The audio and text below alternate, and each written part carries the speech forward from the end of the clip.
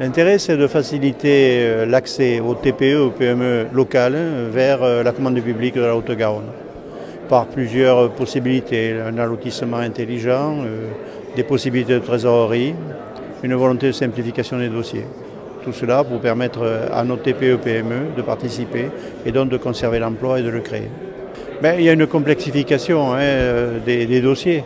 Donc en les simplifiant et en leur permettant d'être dans l'appel d'offres, ça permet de leur donner des chances de participer et de gagner.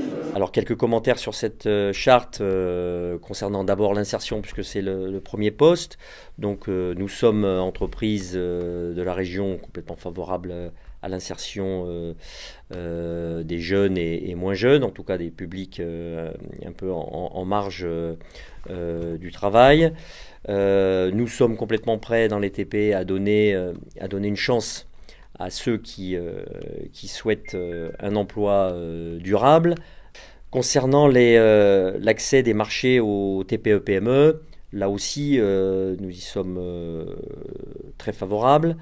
Que les marchés soient simplifiés, c'est une bonne chose. Ça profitera d'ailleurs aussi aux plus grosses entreprises. Nous sommes pour la simplification d'une manière générale. Que l'allotissement soit adéquat. Donc tout ça est parfait. Et qu'on laisse une part à l'innovation dans les marchés publics nous paraît également très intéressant puisque ça permet aux entreprises de se différencier, qu'elles soient petites ou grosses, par l'apport d'idées, d'originalité, et notamment au travers de variantes. Enfin, concernant le soutien financier, l'avance forfaitaire en début d'opération, et puis la garantie sur le respect des délais de paiement est une très bonne chose pour les entreprises, notamment effectivement les petites entreprises. C'est vraiment un poste sur lequel le département là peut avoir rapidement un effet concret. Concernant le dialogue et les échanges avec les entreprises, donc là aussi c'est très favorable pour nous.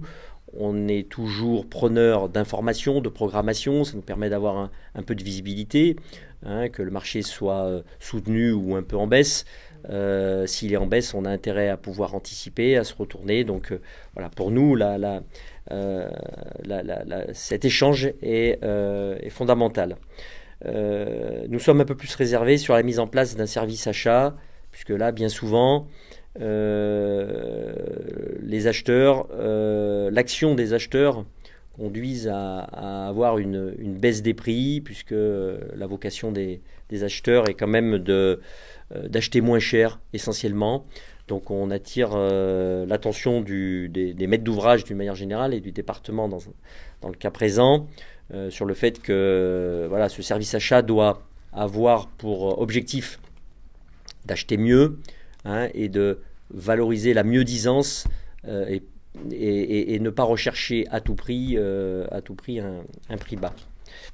Enfin, concernant l'environnement, là nous ne pouvons qu'être favorables. Là aussi, la tendance est générale. De toute façon, je crois que les entreprises de plus en plus ont à cœur de respecter les engagements, que ce soit concernant l'environnement ou la RSE. Alors attention, simplement, là aussi on attire l'attention du département sur le fait que le respect de l'environnement ne doit pas conduire à des écarts trop importants entre des entreprises qui effectivement respecteraient et d'autres entreprises qui feraient l'impasse sur des mesures qui sont quand même toujours assez coûteuses.